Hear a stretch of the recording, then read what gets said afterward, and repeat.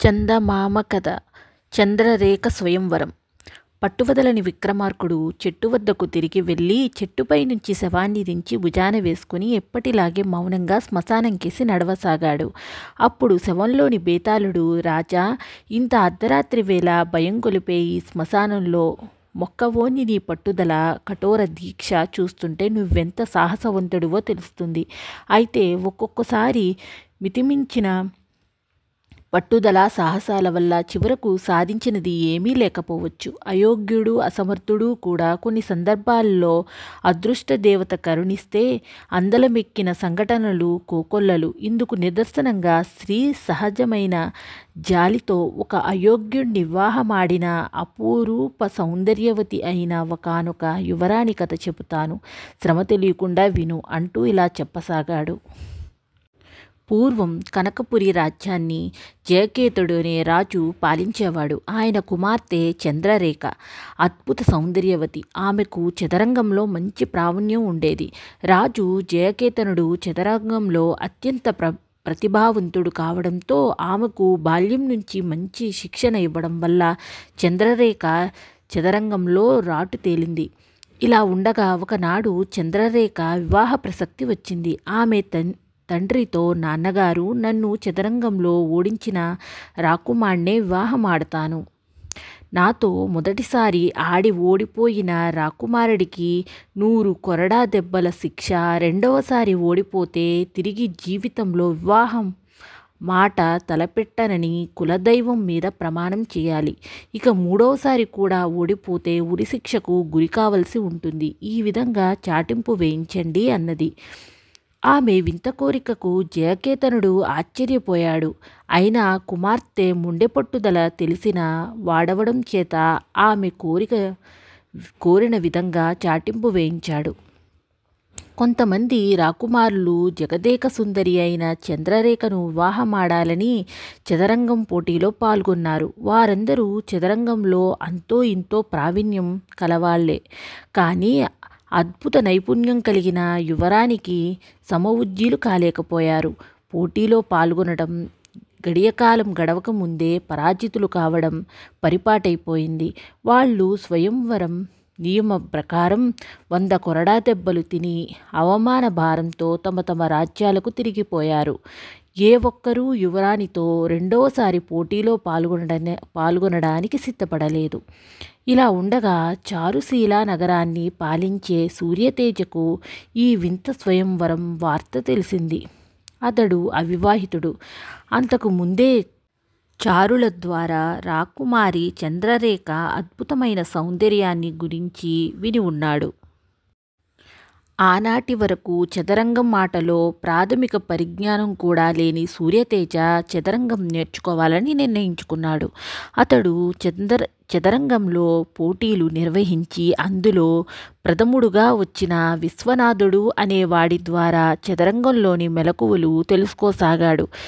ఈ విధంగా సూర్యతేజ 6 నెలల పాటు చదరంగాన్ని కఠోర సాధన చేశాడు. ఒకనాడు విశ్వనాథుడు సూర్యతేజతో, మీ శిక్షణ పూర్తయింది మహారాజా, నాకు సెలవిప్పించండి అన్నాడు. సూర్యతేజ అతడికి విలువైన బహుమతులిచ్చి చంద్రరేఖతో చదరంగం పోటీలో పాల్గొనేందుకు కనకపురికి బయలుదేరాడు. కొంతమంది ప్రముఖ రాజోద్యోగులు, చంద్రరేఖ తల్లిదండ్రుల సమక్షంలో చదరంగం పోటీ ప్రారంభమైంది. మొదటిసారిగా చంద్రరేఖ సౌందర్యాన్ని చూసి సూర్యతేజ చకితుడయ్యాడు. అందుకు కారణం తన చారులు వర్ణించిన దానికంటే ఆమె గొప్ప సౌందర్యవతి. పోటీ ఆసక్తికరంగా కొనసాగుతున్నది. చదరంగం బల్ల మీద పావుల్ని ఇద్దరూ చకచకా కదుపుతున్నారు. సూర్యతేజ ఎంత నేర్పుగా ఆడినా చంద్రరేఖ అమోఘ ప్రావీణ్యం ముందు నిలవలేకపోతున్నాడు. 2 గడియలు గడిచేసరికి సూర్యతేజ రాజును చంద్రరేఖ బందీ చేసింది. యువరాణి గెలిచినందుకు అందరూ హర్షధ్వానాలతో అభినందించారు. ఇద్దరు భటులు కొరడాలతో ముందుకు వస్తుంటే యువరాణి సూర్యతేజ కేసి జాలిగా చూసింది. ఇక సూర్యతేజ తన రాజ్యానికి బయలుదేరతాడని అంతా అనుకున్నారు. కానీ అందరి అంచనాలను తలకిందులు చేస్తూ సూర్యతేజ రెండవసారి పోటీలో పాల్గొనడానికి సిద్ధపడ్డాడు. ఇది చూసి రెండవసారి యువరాణి వారి చేతిలో ఓడిపోతే పాటించవలసిన నిబంధన ఏమిటో మీకు తెలుసు కదా. జీవితంలో మరొక స్త్రీని పెళ్లి చేసుకోనని కులదైవం మీద ప్రమాణం చేయాలి అని కనకపురి మహామంత్రి ఆదిత్య మల్లు సూర్యతేజను హెచ్చరించాడు. ఒకవేళ ఈ నిబంధన మీరు విధించకపోయినా నేను మరొక స్త్రీని వివాహం చేసుకునే అవకాశం లేదు. మీ సంతృప్తి కోసం మీరు కోరినట్లే ప్రమాణం చేస్తున్నాను అని సూర్యతేజ తన కులదైవమైన పరమశివుడి మీద ప్రమాణం చేశాడు. ఇప్పుడు రెండవసారి పోటీ ప్రారంభమైంది. ఈసారి సూర్యతేజ తన సర్వశక్తులు ఒడ్డి ప్రతి ఎత్తు వేయసాగాడు. చంద్రరేఖ మాత్రం నల్లేరు మీద నడకల చకచకా ఎత్తులు వేస్తున్నది. ఆమె వేగానికి నైపుణ్యానికి సూర్యతేజ అబ్బురపడసాగాడు. ఇంతలో ఒకసారి ఆమె సమ్మోహన రూపాన్ని చూస్తూ ఏదో పరధ్యానంలో ఉండి ఒక లిప్తకాలం అతడి ఏకాగ్రత చెదిరింది. మంత్రిని జరపాలని మనసులో అనుకుంటూనే ఏనుగుని జరిపాడు. ఆ దశలో అది కీలకమైన తప్పు. అంతే, ఒక అద్భుతమైన ఎత్తుతో చంద్రరేఖ సూర్యతేజను ఓడించింది. మరొకసారి అందరూ ఆమెను గొప్పగా హర్షధ్వానాలతో అభినందించారు. ఇప్పుడు సూర్యతేజ చారుశీల నగరానికి బయలుదేరడం ఖాయం అని అంతా భావించారు. అయితే సూర్యతేజ మూడవసారి పోటీకి సిద్ధపడ్డాడు. అతడి మొండి పట్టుదలకు అంతా నివ్వెరపోయారు. రాజు జయకేతనుడు ముందుకు వచ్చి సూర్యతేజ భుజం మీద చెయ్యి వేసి, రాకుమారా, నువ్వు యువకుడివి, క్షాత్ర విద్యల్లో ఆరితేరిన వాడివి, ఎంతో భవిష్యత్తున్నవాడివి. ఒక రాజ్యపాలకుడుగా నీకెన్నో బాధ్యతలున్నాయి. అవన్నీ మర్చిపోయి ప్రాణాన్ని పణంగా పెట్టి ఈ పోటీలో పాల్గొనవద్దు. నా మాట విని మీ రాజ్యానికి తిరిగి వెళ్ళు అని హితవు చెప్పాడు. దానికి సూర్యతేజ మందహాసం చేసి, నా క్షేమం కోరి మీరిచ్చిన సలహాకు కృతజ్ఞుణ్ణి. పెద్దలు జయాపజయాలు దైవాధీనాలంటారు కదా, ఈసారి నేను గెలవవచ్చు అన్నాడు. ఈ సంభాషణ వింటూనే రాకుమారి సూర్యతేజ పట్టుదలకు ఆశ్చర్యపోయింది. తన ప్రాణాన్ని పణంగా పెట్టి అతడు తనతో మరోసారి పోటీకి సిద్ధపడ్డం అపూర్వం అనిపించింది. ఆమె సూర్యతేజ కేసి 1-2 క్షణాలు కన్నార్పకుండా చూసి, రాజు జయకేతనుడితో, నాన్నగారు, నేను ఈ పోటీలో ఓడినట్లు అంగీకరిస్తున్నాను అన్నది సిగ్గుతో తల వంచుకుంటూ. పోటీని చూస్తున్న వారందరూ ఎక్కడ లేని ఆశ్చర్యం కలిగింది. రెండవసారి సూర్యతేజపై సులభంగా నెగ్గిన యువరాణి ఇప్పుడు పోటీలో పాల్గొనకుండానే ఓటమిని అంగీకరించడం వాళ్లను అయోమయ స్థితిలో పడవేసింది. రాజు జయకేతనుడు మాత్రం ఏదో అర్థమైన వాడిలాగా తల పంకించి, సరి అయిన సమయంలో సరి అయిన నిర్ణయం తీసుకున్నావమ్మా అంటూ కుమార్తెను అభినందించాడు. బేతాళుడు ఈ కథ చెప్పి, రాజా, సూర్యతేజ మొదటిసారి చదరంగం పోటీలో ఓడిపోయినప్పుడు చంద్రరేఖతో తాను సరితూగలేనని గ్రహించి ఉండాలి. అలా కాక తిరిగి రెండవసారి మూడవసారి పోటీకి సిద్ధపడ్డం మూర్ఖత్వం కాదా?